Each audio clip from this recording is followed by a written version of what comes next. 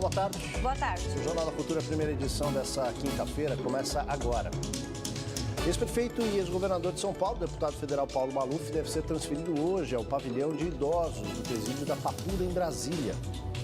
Perda de mandato determinada pelo Supremo Tribunal Federal deve passar por aprovação do plenário da Câmara, diz o presidente da Casa, Rodrigo Maia.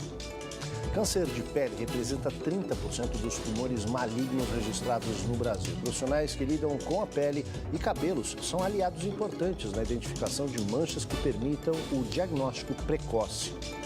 Analfabetismo no país recua, mas taxa entre negros e pardos ainda é o dobro da registrada entre brancos.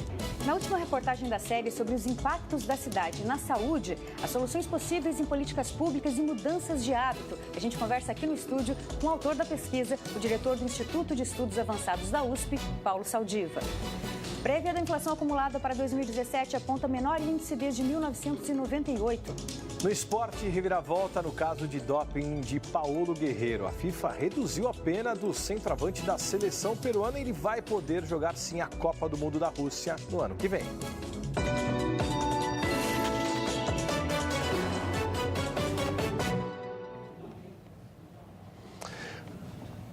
A gente abre essa edição de hoje com uma reportagem sobre economia. O comércio espera, neste final de ano, o melhor Natal dos últimos anos. Mas olha, é preciso cuidado, viu? Tem muita gente comprando por impulso e às vezes se endividando só para satisfazer as vontades das pessoas queridas. Principalmente porque tem muito consumidor deixando as contas de lado para comprar os presentes de Natal. Mesmo sendo educadora numa escola, a Karen vai dispensar os conselhos dos educadores financeiros. Para o Natal deste ano, ela diz que apesar das dívidas, filho e marido não ficarão sem presentes. Dívidas imensas, a gente faz de acordo com o amor que a gente tem pelos filhos, pelo marido, vale muito a pena. Karen faz parte dos 11% dos pais consultados numa pesquisa de serviço de proteção ao crédito, que admitem atrasar pagamentos de conta para presentear os filhos. A maioria, no entanto, afirma que não deixa de quitar dívidas para satisfazer a vontade das crianças. Quando a gente ama, vale a pena sim. Compensa você fazer dívida para poder dar presente. Acho que não tem dinheiro, nem dívida nenhuma que pague o carinho, o amor que a gente tem pelas pessoas. Então, acho que vale a pena sim, é muito gratificante. Não tem como, a gente está numa crise muito grande, não tem como. Durante o Natal, o movimento no comércio deve passar de 34 bilhões de reais, 4% maior em relação a 2016, após 2 anos seguidos de perdas. Esses números explicam o otimismo dos lojistas. A expectativa da Associação Brasileira de Shopping Centers é de que o comércio de Natal deste ano tenha um crescimento de 7%. Eletrônicos, calçados e vestuário puxam um índice.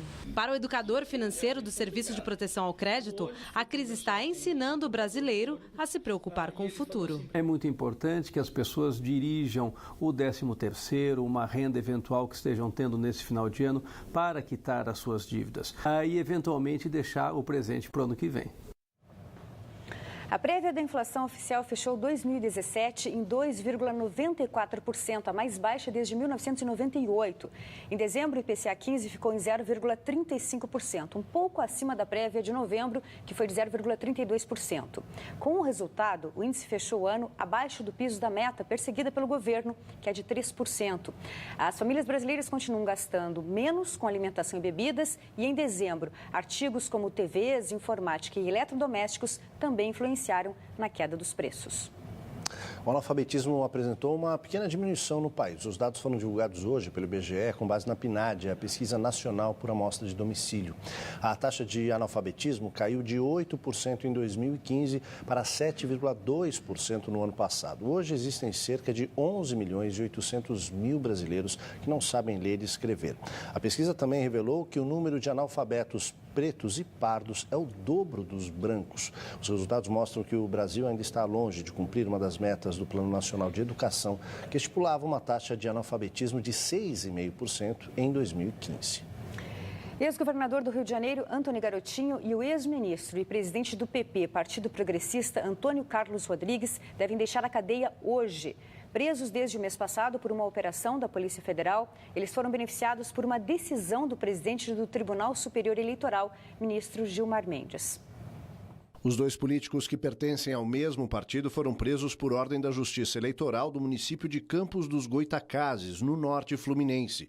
Garotinho é acusado de corrupção, organização criminosa e prestação falsa de contas eleitorais em Campos, reduto eleitoral da família.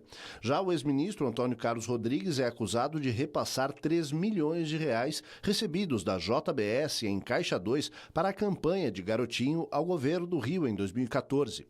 O ministro Gilmar Mendes considerou que não cabe a prisão preventiva no caso, porque os fatos aconteceram há 3 anos e a Justiça de Campos não provou que eles tenham praticado atos para destruir provas ou obstruir as investigações. O deputado Paulo Maluf pode ser transferido ainda hoje para o presídio da Papuda, em Brasília. Até agora, os advogados não conseguiram que ele fique em prisão domiciliar e a Justiça do Distrito Federal determinou que Maluf seja recolhido à ala destinada a idosos. Sobre a perda do mandato prevista na decisão do ministro Edson Fachin, o presidente da Câmara dos Deputados, Rodrigo Maia, disse que o plenário da Casa deve ser consultado.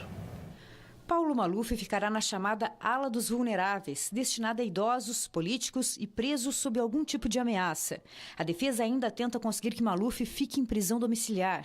Os advogados usam como argumento a idade de 86 anos e o fato de Maluf ter passado por um tratamento de câncer de próstata. Paulo Maluf se entregou nesta quarta-feira à Polícia Federal de São Paulo. O ministro Edson Fachin, do Supremo Tribunal Federal, determinou que o deputado cumpra imediatamente a pena de 7 anos e 9 meses de prisão, a que foi condenado pelo STF em maio, pelo crime de lavagem de dinheiro originado de propinas recebidas por obras no período em que foi prefeito de São Paulo, na década de 90.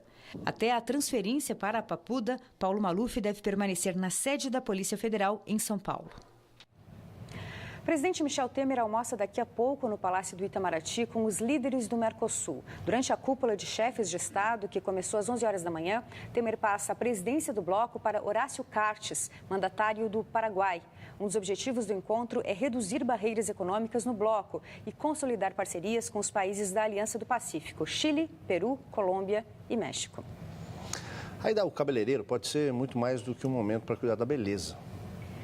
Profissionais como ele, que cuidam da pele, são aliados importantes para achar e alertar os clientes sobre possíveis lesões como câncer. Diego é cabeleireiro há 16 anos. O olhar apurado de quem trabalha com a beleza também ajuda na saúde. Ao examinar o couro cabeludo dos clientes, às vezes percebe algo de errado. O cliente ele vem muito mais ao cabeleireiro do que ao médico, né?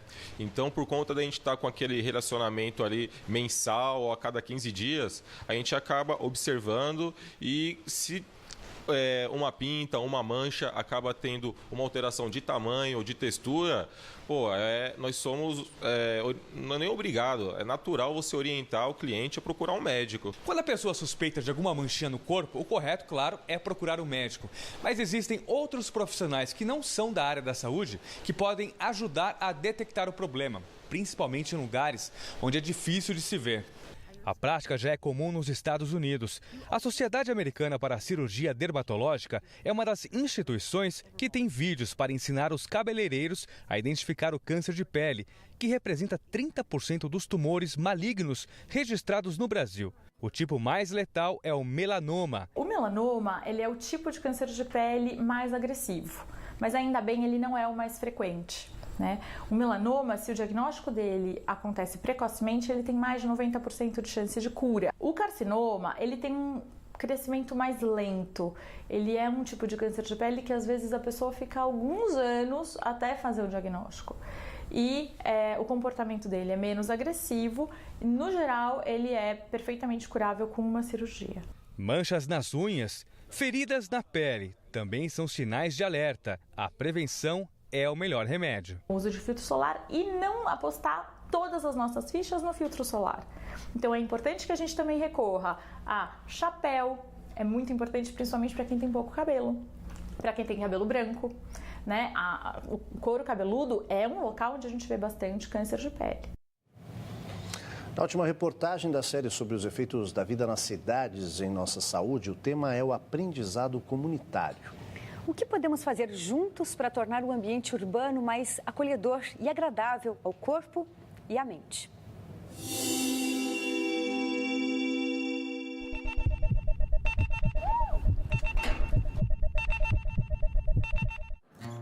A luta da Alexandra para impedir que a praça virasse um ecoponto valeu a pena.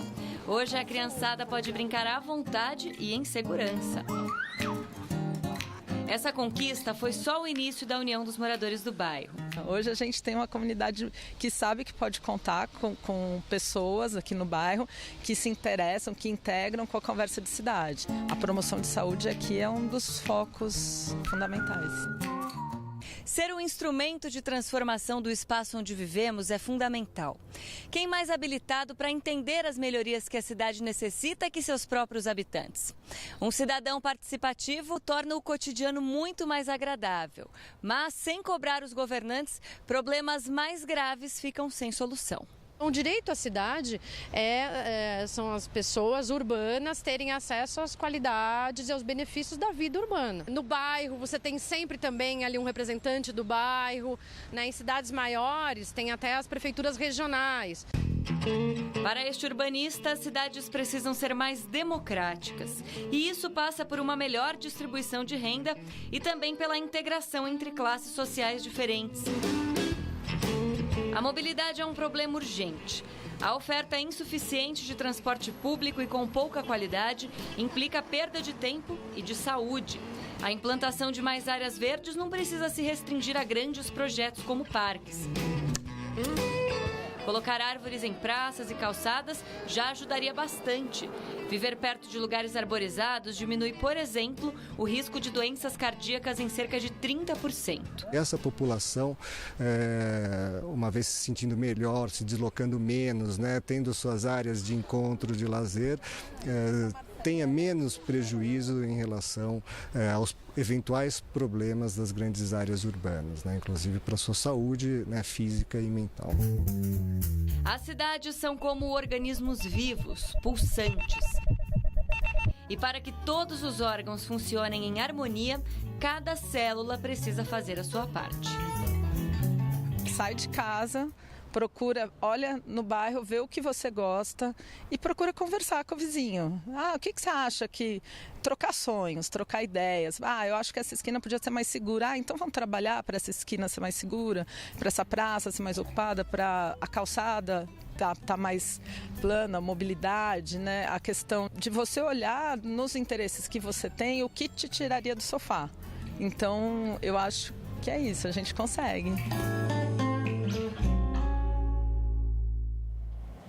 Consegue. O autor desse estudo está aqui no estúdio com a gente, o professor Paulo Saldiva e também a Adriana Cimino, repórter que fez essa série especial que você acompanhou desde segunda-feira. Bem-vindos aos dois.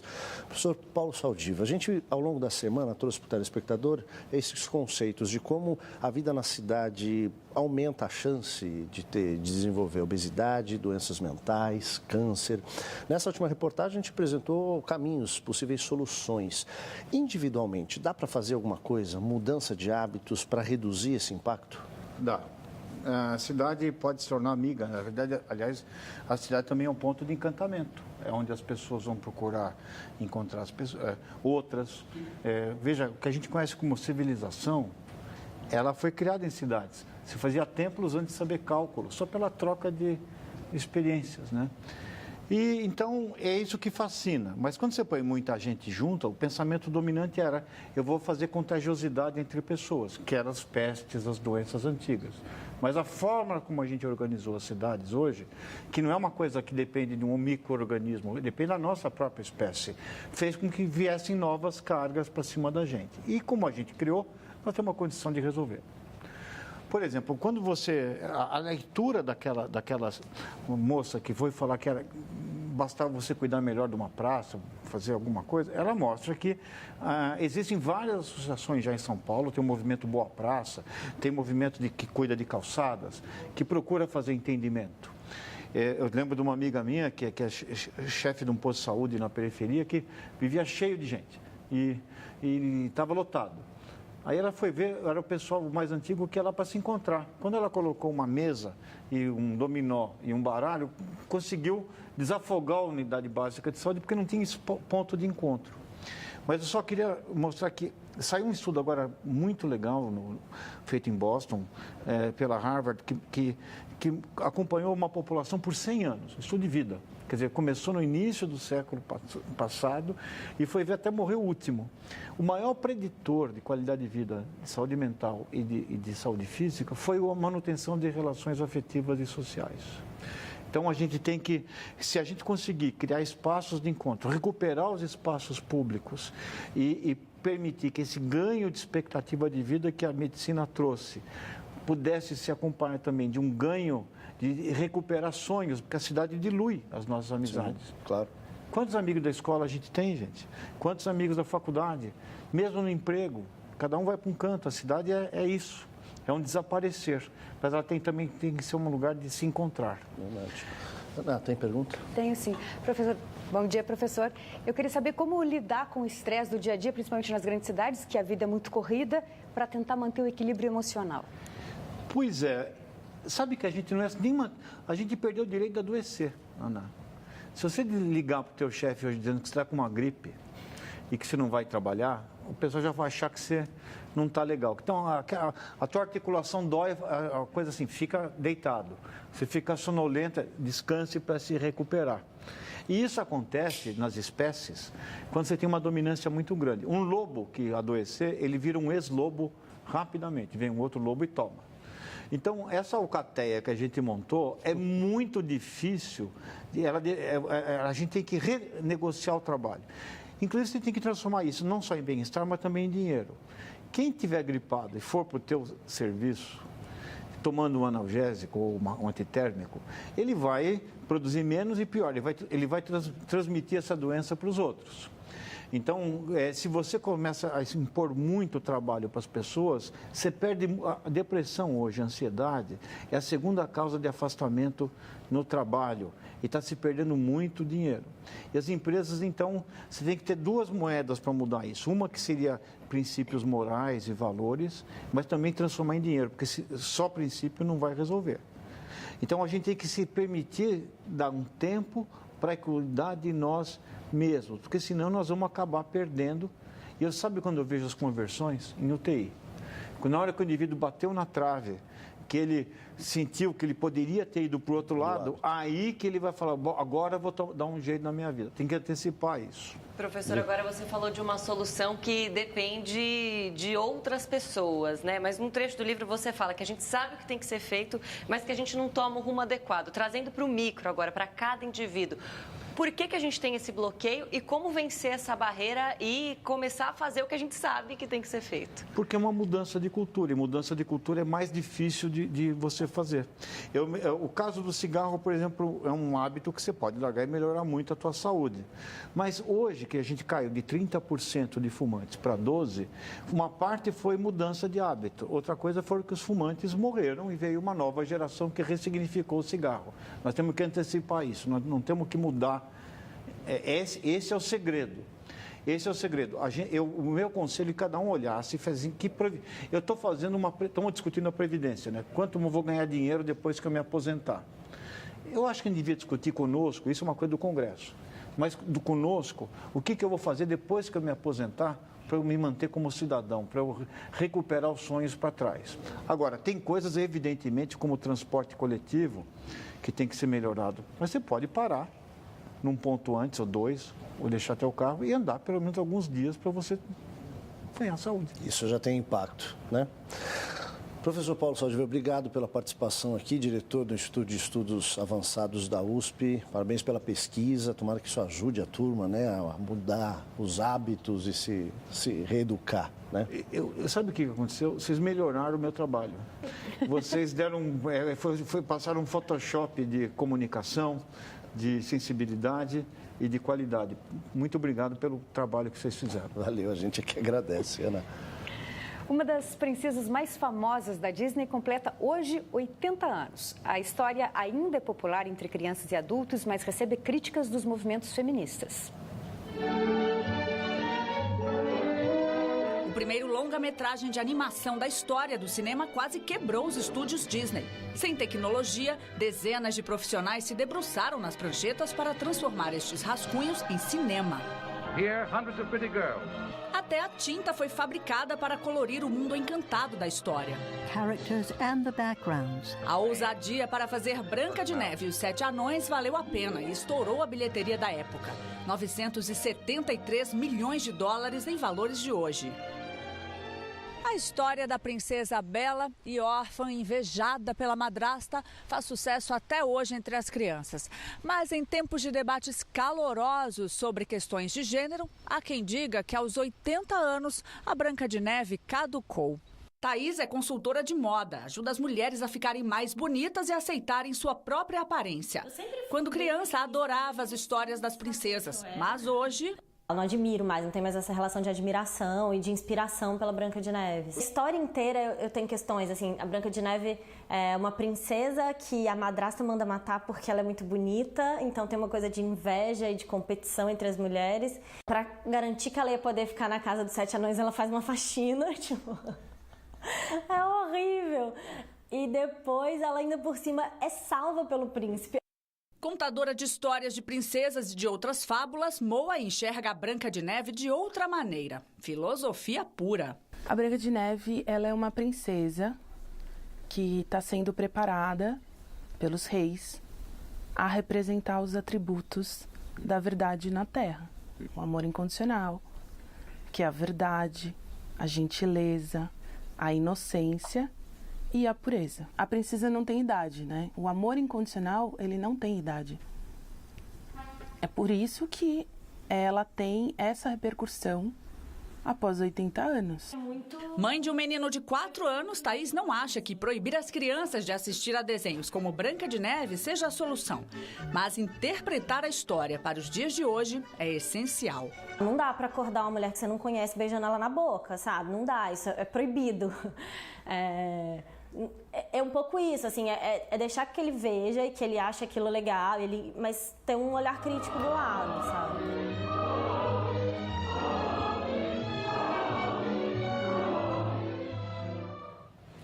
A seguir, polícia australiana prende dupla que atropelou 15 pessoas em Melbourne ao jogar o carro em alta velocidade contra a multidão. A ação não é tratada como terrorismo. E na Espanha, os catalães vão às urnas hoje para escolher o governo local. A decisão deve diminuir a pressão por independência. A gente volta já.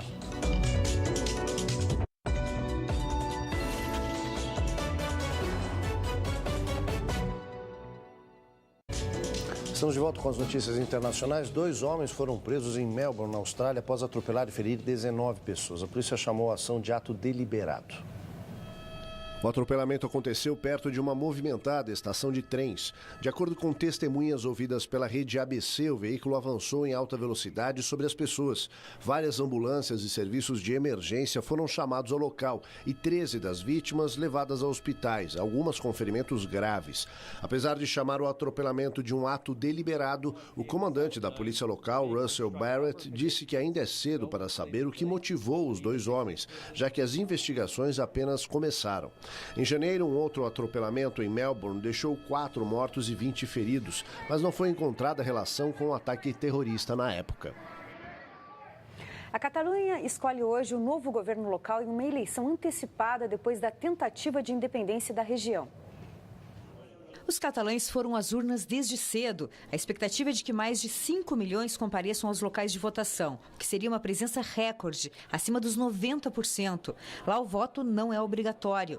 As pesquisas dos últimos dias garantem que, seja qual for o partido vencedor, ele não vai conseguir a maioria absoluta do parlamento. Ou seja, assim que o resultado sair, precisará fazer alianças. De um lado estão o PP, do primeiro-ministro Mariano Rajoy, os Cidadãos, tido como favorito para conseguir a maioria, e o Partido Socialista da Catalunha, todos contra a independência. Do outro, pela independência, o tradicional Esquerda Republicana, a Candidatura de Unidade Popular e o Juntos pela Catalunha, do presidente destituído da região, Carles Puigdemont. A expectativa de Madrid é enfraquecer o movimento separatista, que provocou a atual crise. Mas o plano pode dar errado, caso os partidos de esquerda se fortaleçam hoje nas urnas. Meio-dia 27, reviravolta no caso de doping de Paulo Guerreiro depois de muitas idas e vindas. A FIFA reduziu a pena imposta ao peruano e ele está liberado para jogar a Copa do Mundo da Rússia no ano que vem. Vamos ver. De 1 ano para 6 meses, essa foi a redução da pena imposta ao jogador por doping. Como a punição era válida desde 3 de novembro, Guerreiro estará liberado para atuar a partir de maio. O atacante foi flagrado em exame antidoping realizado no dia 5 de outubro com um metabólico da cocaína. O teste foi realizado após duelo entre a seleção peruana e a Argentina pelas eliminatórias da Copa. Em sua defesa, o jogador e seus advogados provaram que ele não fez uso da droga e alegaram contaminação na elaboração de um chá. Um grupo de torcedores do Peru se reuniu em frente à sede da entidade na Suíça em apoio ao centroavante. Eduardo Bandeira de Melo, presidente do Flamengo, clube ao qual pertence o jogador, disse que no momento permanece a mesma coisa. O contrato dele vai até agosto. O jogador e o clube podem se entender em uma solução que seja boa para todo mundo. Ainda sobre a pena, os advogados do peruano vão entrar com um recurso na Corte Arbitral do Esporte para tentar reduzir mais a pena do atleta. Muito bem, estamos falando de futebol internacional. Vamos aproveitar então e ver os gols que rolaram na Europa. Vamos lá. Pela Copa da Alemanha, o Bayern de Munique confirmou a grande fase ao derrotar o Borussia Dortmund por 2-1 em Munique, pelas oitavas de final. Os gols de Boateng e Müller classificaram os bávaros e eliminaram os atuais campeões numa fase precoce. O sorteio colocou os aurinegros numa espécie de final antecipada e Yarmolenko descontou. Na Inglaterra, o Chelsea precisou suar a camisa para garantir vaga nas semifinais da Copa da Liga Inglesa, com o gol de Willian e encaminhando uma classificação tranquila. Mas o Bournemouth empatou com Gosling. Morata salvou o time londrino e garantiu a vitória por 2-1.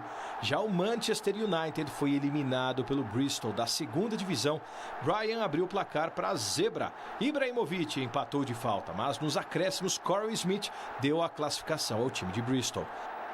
E no Campeonato Francês, noite de gala no Parque dos Príncipes, Mbappé fez grande jogada para Cavani abrir o placar com um golaço de letra. E também marcou o seu no placar da vitória por 3-1 sobre o Caen.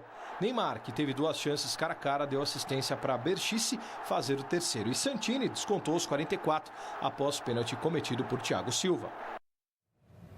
Jornal Cultura, primeira edição termina aqui. Uma ótima tarde para você. Agora você acompanha o programa Panorama. Tchau e até amanhã. Tchau.